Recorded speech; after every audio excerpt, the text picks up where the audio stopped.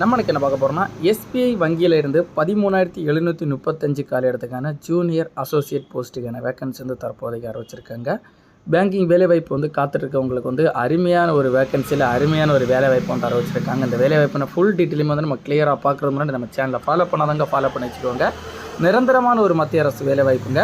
இந்த வேலைவாய்ப்பு வந்து எனிவன் இந்தியா ஆன் பண்ணி இருபாலருமே அப்ளை பண்ணிக்கலாம். ஆன்லைனில் தான் அப்ளை பண்ணுற மாதிரி சொல்லியிருக்காங்க. நம்ம இந்த வேலைவாய்ப்பு ஃபுல் டீட்டெயிலும் பார்க்கலாம். இந்த வேலைவாய்ப்பு போஸ்ட் நேம் ஃபஸ்ட்டு பார்த்தீங்கன்னா ஜூனியர் அசோசியேட் போஸ்ட்டில் வந்து கஸ்டமர் சப்போர்ட் அண்ட் சேல்ஸ் போஸ்ட்டுக்கான வேகன்சியில் வந்து 13,735 கால இடத்துக்கான வேலைவாய்ப்பு வந்து கொடுத்துருக்காங்க. ஒவ்வொரு ஸ்டேட் வைஸாக கொடுத்துருக்காங்க. அந்த ஸ்டேட் வைஸாக வந்து நீங்கள் பார்த்து செக் பண்ணி இந்த வேலைவாய்ப்பு வந்து அப்ளை பண்ணிக்கோங்க. இந்த வேலைவாய்ப்பு எஜுகேஷன் குவாலிஃபிகேஷன் கல்வி தகுதி நீங்கள் பார்த்தீங்கன்னா கிராஜுவேட் இன் எனி டிகிரி முடிச்சிருக்கவங்க அப்ளை பண்ணிக்கலாம்னு சொல்லியிருக்காங்க. இந்த வேலைவாய்ப்பு வந்து எனி டிகிரி முடிச்சிருக்கவங்க இந்த வேலைவாய்ப்பு வந்து தகுதின்னு சொல்லியிருக்காங்க.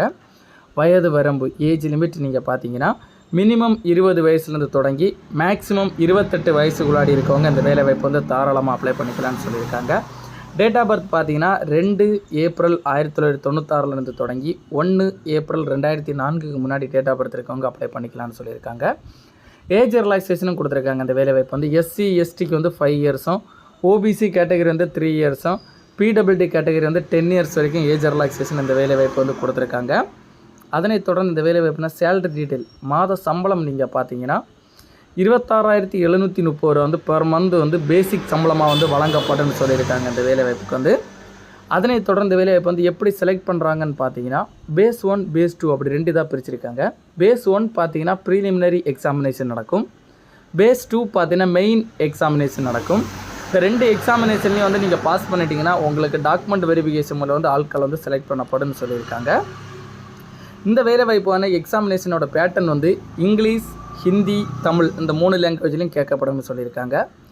எக்ஸாமினேஷன் சென்டர் வந்து தமிழ்நாட்டில் எங்கெல்லாம் பார்த்தீங்கன்னா சென்னை, கோயம்புத்தூர், கடலூர், ஈரோடு, கரூர், மதுரை, நாகர்கோயில், நாமக்கல், சேலம், தஞ்சாவூர், திருச்சிராப்பள்ளி, திருநெல்வேலி, வேலூர், விருதுநகர் மாவட்டத்தில் வந்து இந்த வேலைவாய்ப்பு எக்ஸாமினேஷன் நடத்தப்படும்னு சொல்லியிருக்காங்க.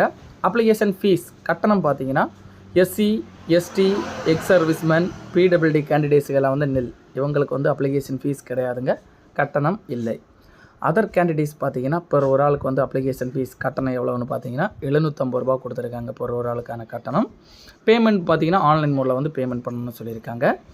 இம்பார்ட்டன்ட் டேட் அப்ளை பண்ணுறதுக்கு டேட் நீங்கள் பார்த்தீங்கன்னா ஸ்டார்ட் டேட் பார்த்தீங்கன்னா 17/12/2024 டிசம்பர்லேருந்து தொடங்கி அப்ளை பண்ணுறதுக்கான லாஸ்ட் டேட் பார்த்தீங்கன்னா 7/1/2025 ஜனவரி மாதம் முன்னாடி அப்ளை பண்ணுற மாதிரி சொல்லியிருக்காங்க.